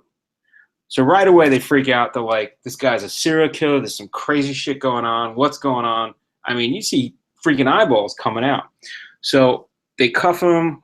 He starts telling them, he's like, they're cow eyeballs. He works at a slaughterhouse. So the whole story develops. They find out what's going on. Basically, this guy, he's claiming that the company he works for won't let them take animal scraps home. So instead they toss it in a landfill, and it's wasteful, and they should be more green, and they should let people take home the scrap meat if they like to eat it. So he enjoys eating eyeballs. So and they're bovine eyeballs. Sorry, they're cow eyeballs. So that's kind of been. He's not a serial killer. He's just cow eyeballs. But he So he claims. So he claims. So he really likes eating eyeballs. So he explains he enjoys eating them. So he smuggles them out in his colon. That's the only way he knew how to get them out without potentially getting fired and caught. What the fuck? Pretty fucked up. So instead of like anal beads, he has like anal eyeballs. Oh, dude, and then he eats them. That's just fucked up. I don't know. I love how he talks about how he makes soup with them and how they're beneficial for erectile dysfunction. God, dude, I can't laugh. What the fuck? There's a fucking killer. I can just picture this guy talking like Buffalo Bill from Silence of the Lambs. I put them in soups. They're beneficial for erectile dysfunction, which I currently battle, but I also just like the texture and taste. Yeah, fuck me. He probably puts that in with the shark fin, right? That's what the that's the Asian, the Japanese thing is the shark fin soup that helps with the rhino horn. Yeah. Rhino horn. That's another one. Oh, Yeah. dude, it's just so nasty. Like it slipped off his leg. In other words, it was still in his ass, and it's like he's like, you guys caught me before I got home. Like I get one or two slip out because I can't keister that many. How the hell is he? Hopefully he's washing them after he pulls them out of his anus and then puts them in the soup. Oh my god! Hopefully he's washing his anus out. Oh god, that's just. I don't know. There's just so much wrong with that story. So many red flags on that for me. I'm a little bit germophobic. I don't like the idea of eating really nasty stuff, but I'm like, holy shit. You know what? You saw the El Camino, you knew something was going on. Something's going down. If I saw El Camino nowadays, I'd pull it right over. I'm like, this is something going on. I don't know. Yeah. I want to see what's going on. God damn. So, keep your bovine eyeballs out of your anus, out of your El Camino. That's the moral of the story. He really has eyes in his ass. He does. Damn, that's crazy. Yeah. All right, Brian. Well, from that note to the scientists making craft beer out of human pee. Oh. Yeah. Tastes a bit nutty. Yeah. So these Belgian scientists at Ghent University have created a machine that uses solar energy to turn human urine into drinkable water. And probably because they're Belgian, they're using that pee water to brew beer. You sure it's just not cold pee? It could just be cold pee. Oh my god, that's so nasty. It's freaking awesome. So these guys have been spending the last 2 years researching how to recover potable water and nutrients from urine in hopes that farmers could develop techniques to fertilize their crops. But in the meantime, they're testing the process by turning that piss into beer. Well, I can see they're turning the piss into water, and then they're turning the water into beer. Yeah, exactly. So they recently took their project to a music and theater festival, collecting enough pee to yield more than 1,000 liters of water that have been delivered to a local microbrewery. The resulting beer will be bottled and sold under the name From Sewer to Brewer, which is a less disgusting name than what they wanted to call it, From Piss to Pilsner. Oh, nice. Yeah. I don't know. If you think about it in the general terms of things, right? You pee, it goes into the waters, it goes up into the air, it falls, and you drink it again. So we're all drinking recycled water. Think about it. Yeah, and what is the real chemical? If you look at the makeup of, hydrogen and oxygen that makes water versus urine, H2O. What's the chemical difference? Like, what are the minerals and what's in the urine that separates it from the water? How different is it? It's not different. The only difference is you say it's different, and then people are like, I don't want to drink that. It came from piss. Yeah, and there's plenty of beer too that does taste kind of like piss, and people still buy it. So here's the thing that opens up everybody's mind to this. So when I was little, when I first realized that all the, because you don't have an idea of plumbing when you're growing up. You're just like, all right, water comes in the toilet. That's toilet water. Water comes from the sink. That's sink water. And then you have the sink going, and somebody flushes the toilet, and you realize that just drained out the sink water. Like, I'm drinking the same water that goes into the toilet because we're very lucky in this country to have all potable water. So then you get older, you're like, well, wait a minute, how's this all get processed? And all it does, it goes in, they have these waste treatment plants, and then it goes into like drinking water. That's what it is. Yeah. They're filtering out stuff, and they treat it, they irradiate it, they do whatever they have to do to it, and then they put it back in. That's what they were supposed to be doing down in Rio for the Olympics. Oh. I think as part of their the requirements when they got awarded the games several years ago, they said that they would be treating 80% of their sewage before it got dumped back into the water. Apparently, they're not even at 50% now. Oh. They showed it the other day, and they have like bottles floating in there and like scum on there. It looks like it's basically if you can turn an entire piece of ocean into toilet, like it's one big toilet bowl. It's really. They said they found like dead animals and human body parts are kind of rolling up on Copacabana Beach there. Oh, that was horrible. At the Copa. Yeah. So one thing that they're saying though in this article is that I guess it's all male urine they collect because it's easier. You just if you have like a urinal or a trough, you can collect it. Because I guess with the ladies, you never know what else they're gonna drop in there, if you will. It's true. At the point that they're filtering it out and doing that, though, it probably wouldn't matter. Get some period in there, or I don't know what the hell else. Oh, if you're going out to space, you're going to be in Mars. You're drinking everybody's pee. That's a given. So if you're an astronaut, you're going to be going up, like you're going to go to the International Space Station. I think you're drinking recycled pee at some point. It's possible that the way that we as gentlemen in 2016 viewed cannabis as just it's a plant that was put on this planet. It's meant for us to be used. That may be the way people look at urine 20 years from now. It's just a chemically treated through our body version of water that we're just going to retreat and use again. There you go. Like time and perspective can change a lot of the ways that we view, certain things. And I think this urine is going to be one of those things down the road. Ipso facto, weed into water. I like it. Weed into water. Who was the boxer who used to drink his own pee because he thought he wanted to get those nutrients? Oh. He's a Mexican fighter, right? He fought Pacquiao a couple of years ago. I was talking about it the other day. He was on Marquez. Yes, Juan Marquez? Juan Marquez, yes. Yeah. If you look it up on YouTube, you can see the clip from 24/7, right? Yeah. That's what it was. And you could see the clip of him drinking his own pee. He gets out. Oh. It was just he was going to fight Mayweather, and Mayweather was all grossed out, and he was joking about it, but it was pretty nasty to watch. Oh, it was Mayweather. I thought it was Pacquiao. Yeah, that makes. Now, what would be awesome? I wish he did like a freaking fountain and just like laid on his back and just peed into his own mouth. Oh. I don't think he let it cool off, man. He peed and he let it sit out there for like a minute and then drank it. I'm like, God damn, that's got to be so nasty. Bro. I did that when I was like 6 years old, or maybe 4. There are actually some boxers, I guess, that believe it. Like, he's not the only one, but there are some people that believe, like, because you recycle the nutrients. And I'm like, it's wastewater from your body. I understand there might be trace nutrients, but your body didn't absorb them. Like, you're a professional boxer, you can afford new vitamins. You know what I mean? Just grab another box of Centrum. It'll be fine. Seriously, like, you gotta, I don't know, it's just, it's pretty fucked up. Oh, it's awesome. Then again, Then again, on the internet, you can see a whole bunch of shit that you don't want to see. Let's put it that way. Yep. Ah, the internet. Mr. Hands, 2 Girls, 1 Cup. So many things. Oh my god! So much beautifulness. So much art on the web.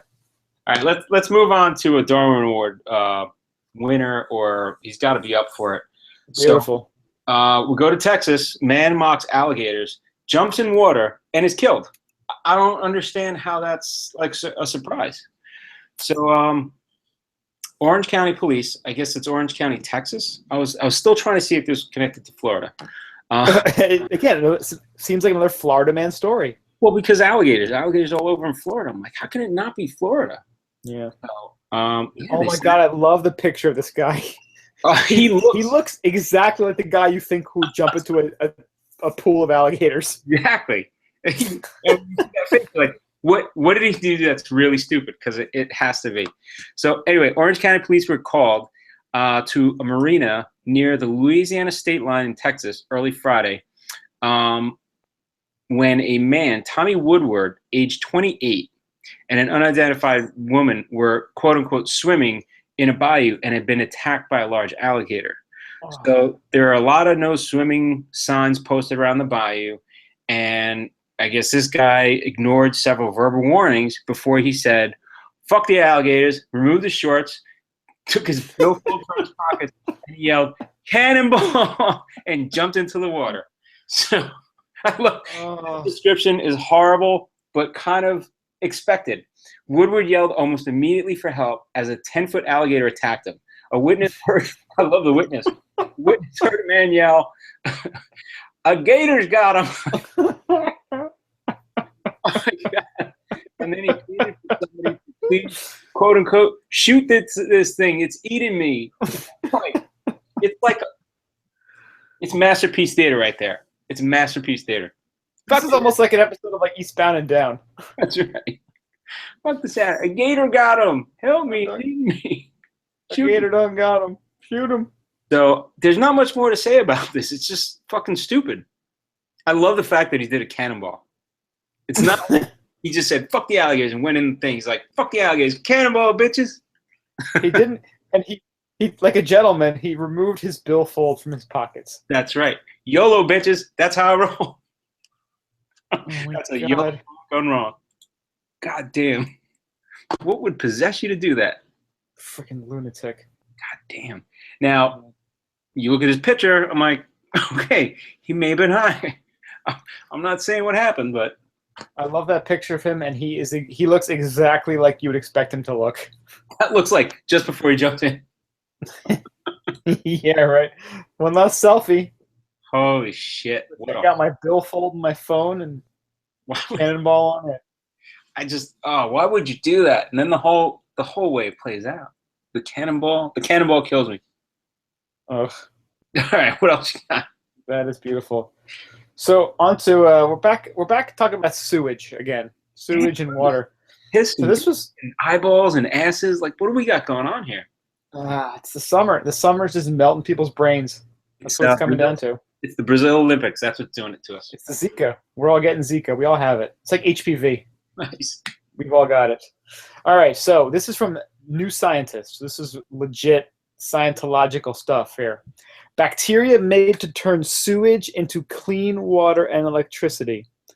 So a self-powered wastewater treatment plant using microbes has just passed its biggest test, bringing household-level recycling a step closer. So this is a facility in Maryland, the Naval Surface Warfare Center in Maryland. It's pretty fun. They are used warfare. It's like, all right, what's the real reason they're doing this shit? What's the real? A lot of this. Well, a lot of it all comes from. I mean, the military gets so much funding that they can do a lot of this scientific research.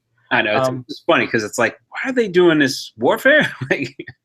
Well, it was a Boston company, Cambrian Innovation, began field tests as what's known as the microbial fuel cell at the Naval Surface Warfare Center in Maryland.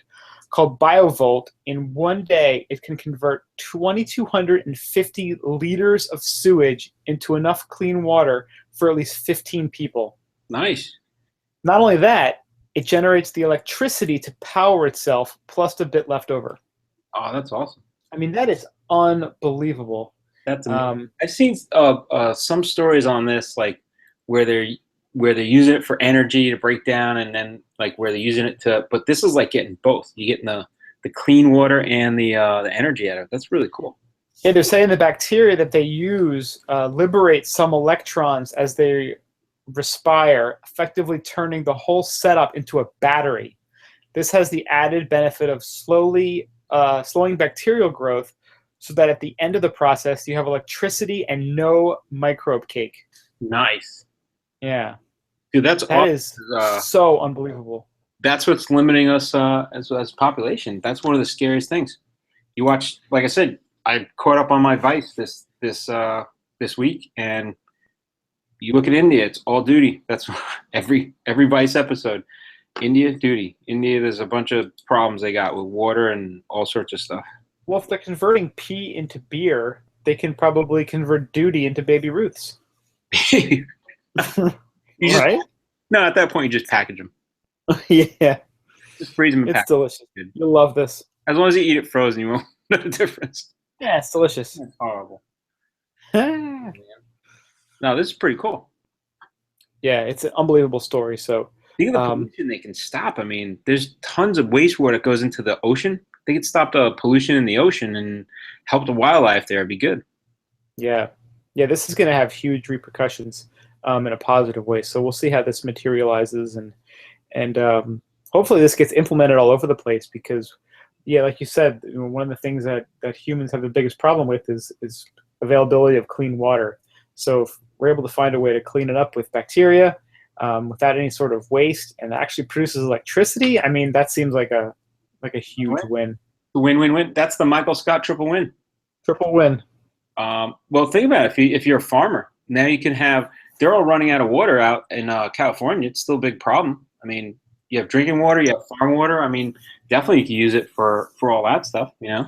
Listen, after El Nino this past year and La Nina this upcoming year, they're gonna have freaking more water than they know what to do with out in California.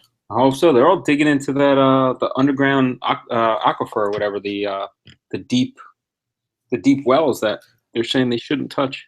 Weren't they saying that because of all the rain this year and all the snow melt that they're actually back to normal now, or pretty close? Are they? I don't know.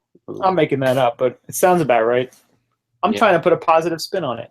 Hope so. This is a great little bacteria.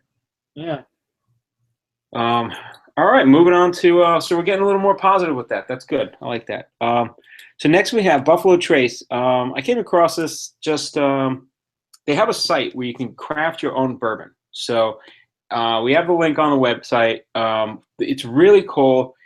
It guides you through the distilling process. So it kind of explains what they do and what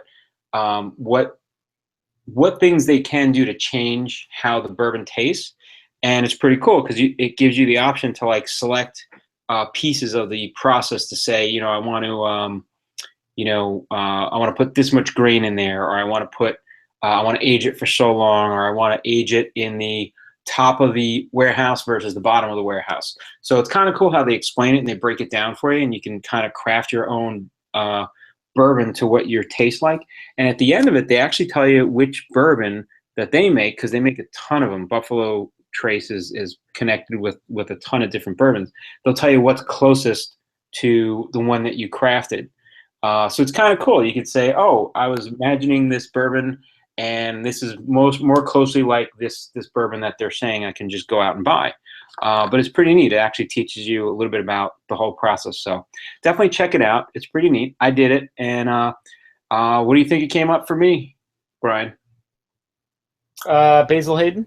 I was thinking that, but it came out Elmer T. Lee.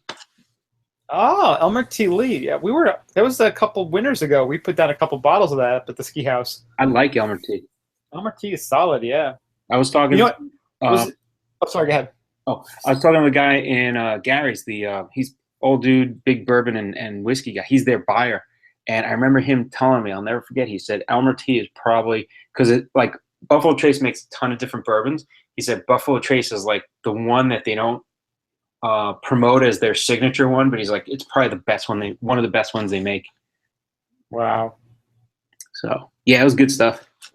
Now, wasn't Buffalo Trace also the one where they took all the different variables? They had where you age it, what sort of house, what sort of facility you age it in, and they did like I forget how many hundreds of different barrels, and they taste tested all of them based on like which location.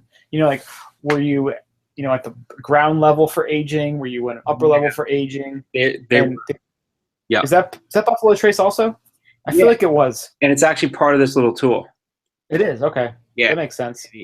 I actually read, there's a good book if anybody is looking for, it's actually a pretty interesting, entertaining, good book for a book about distilling and brewing and cocktails.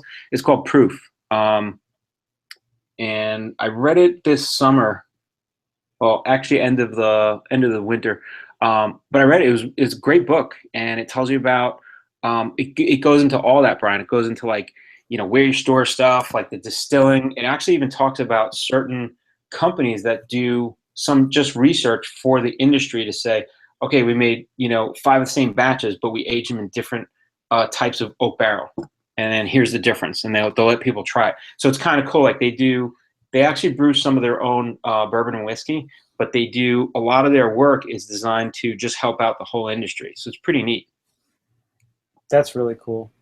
Yeah, it's amazing because it's a science of trial and error, And when you talk about some of these bourbons, you're talking about, you want to test what a 15-year versus a 5-year aging does to it. Well, now you got to store it for 15 years and then do a comparison. So it's kind of interesting to see that there are people trying to do that or trying to simulate some of the aging process. So that Proof book was really, really good. It's a dynamite book, I gotta say.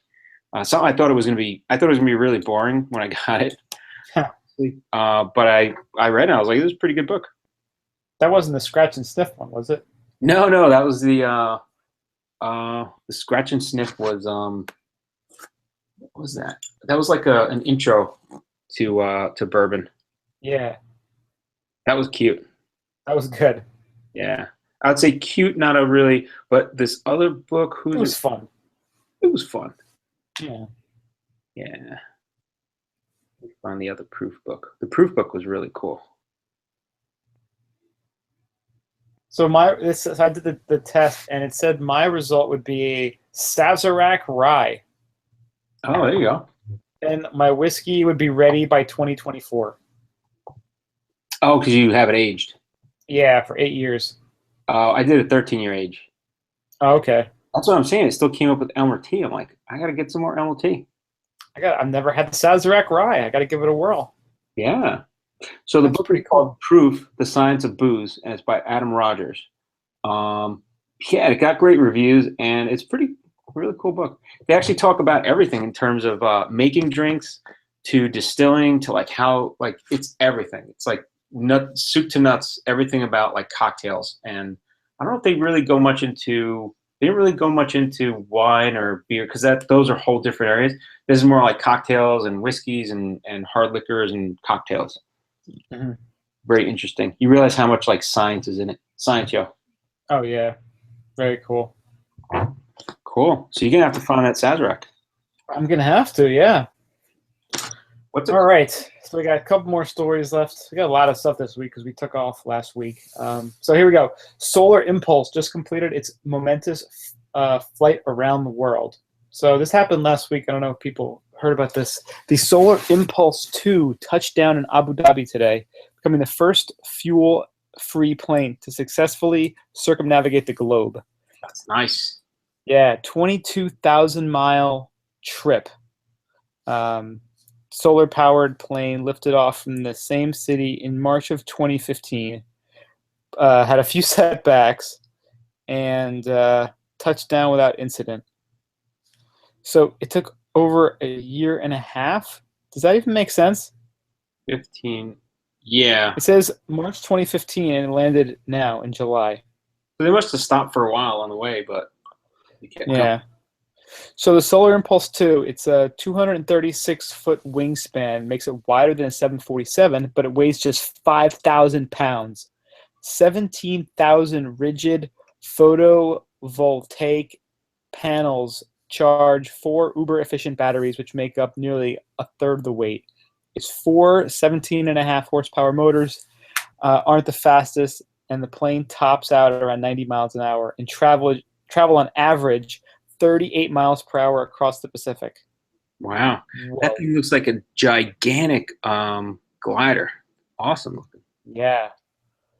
That's incredible, though. I mean, it took a year and a half almost to get this thing around, but yeah, it completed it. That's pretty cool. Yeah. Not like Richard Branson going around the world in a balloon. No, he didn't. Yeah, right. Didn't he like get rescued, like dehydrated and like fried up in the ocean or something? I think so. There's everybody for some reason is trying to do it with balloons for a while. I know. Silly. Where you see there's somebody else that's going to try this like in a quicker time with no gas. All right, so you want to wrap it up? The last story? Yeah, why don't you? This is just a headline. This is you were looking. Yeah, it's not really a story. It's just to give you guys a heads up. We talked about it last year, a good deal. So Burning Man is taking place August 28th through September 5th, Black Rock Desert of Nevada. And tickets just went on sale yesterday. I don't know. Again, we're doing this on Thursday. We'll probably post it Friday. So tickets are on sale. They do StubHub, or they're like the alternate to StubHub. Yeah, right. But yeah, they're announcing, the events that are going on, the workshops, the installations, and yeah, you can get your tickets and you can get out there. So they do have tickets on StubHub. Do they really? Yeah. Oh my God. It's funny. Like you can't fight it. It's like, no, StubHub, and they have it on their own site too. Yeah. Secure ticket exchange, man.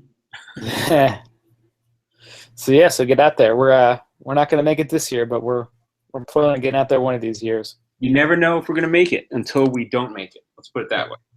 Leaving our options open. Dude, I hit the Powerball. I hit the lottery. I am at Burning Man. That's true. I'm telling everybody. I'm not telling everybody. I'm just disappearing. And then they'll be like, oh, where were you? I was at Burning Man. Live podcast from Burning Man. Oh, yeah. That's how people will find out. We'll go from Burning Man to skiing backcountry in the freaking Patagonia. Yep. Then to Antarctica. Antarctica, that's right. That's how we do it. Around the world. So I guess that wraps everything up, huh? Anything else you got? No, I think we're good. That was a pretty full download of the week. And, yeah, I'm looking forward to these. Next weeks are a little bit easier to take, knowing that winter is coming. Things are cooling down. Things are getting fun again. So we're getting excited. So thank you guys again so much for listening. We really appreciate it. SkiBumPodcast.com, SkiBumPodcast, Twitter.com/SkiBumPodcast, Facebook.com/SkiBumPodcast, and Instagram.com/SkiBumPodcast. Please go to iTunes, subscribe, rate us. We really appreciate that too. And follow us on social media. Talk to us. Tweet at us. Facebook us. And we'll get back to you soon. And we'll bring another podcast to you guys next week. Peace. Stay high, stay falutin'. See ya.